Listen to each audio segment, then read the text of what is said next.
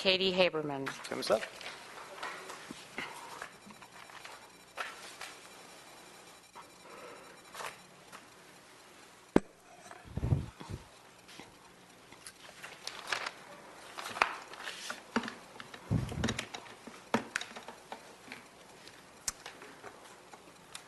From my understanding thus far, each member of this council has voted twice to continue the practice of water fluoridation.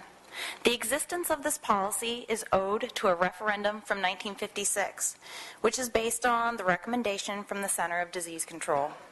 Back in 1956, there was a population of less than 90,000 people here in the city of Raleigh. Today, in 2013, there is over 400,000 citizens.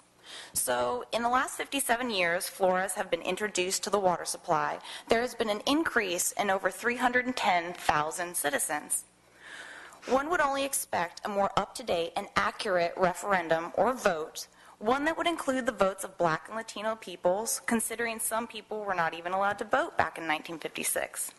CDC recommendation from 57 years ago now defies rational logic and common sense on two fronts. The first one being, even promoters of fluoridation now admit that fluoride predominant action is on the surface of the teeth and not from inside the body. That's from the CDC in 1999. The CDC also said back in 2001, quote, "The prevalence of dental caries in a population is not inversely related to the concentration of fluoride in the enamel, and a higher concentration of enamel fluoride is not necessarily more efficacious in preventing dental caries."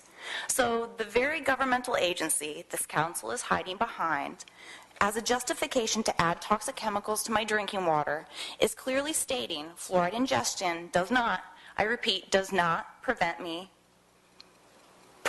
teeth. On the second front, there are more than 100 published studies illustrating fluoride's harm to the brain, plus 27 studies directly linking fluoride exposure to reduced IQ in children. I find it absolutely preposterous that this council cares more about my teeth than you do my brain or any other organ in my body. Let's say, hypothetically, that the CDC starts recommending sunscreen to be ingested in order to prevent sunburns. Would this council then start adding sunscreen to protect my skin into the water supply? Let's compare the warning labels of sunscreen and fluoridated toothpaste. Sunscreen says, if swallowed, get medical help and contact Poison Control Center right away. Fluoridated toothpaste says, if more than is used for brushing is accidentally swallowed, get medical help or contact Poison Control Center right away. This is my 7th month of standing up here trying to educate all of you on a policy that is clearly way outdated and has been repeatedly and scientifically shown to cause harm to human life. At this point, Council, it's not me who should be convincing you of the absurdity of this policy. It is you who should be justifying the policy to me. Okay, thank you very much, Ms. Haberman.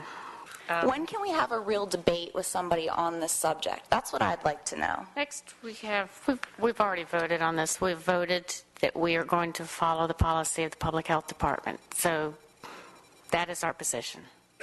You'll see me next We month. have Corey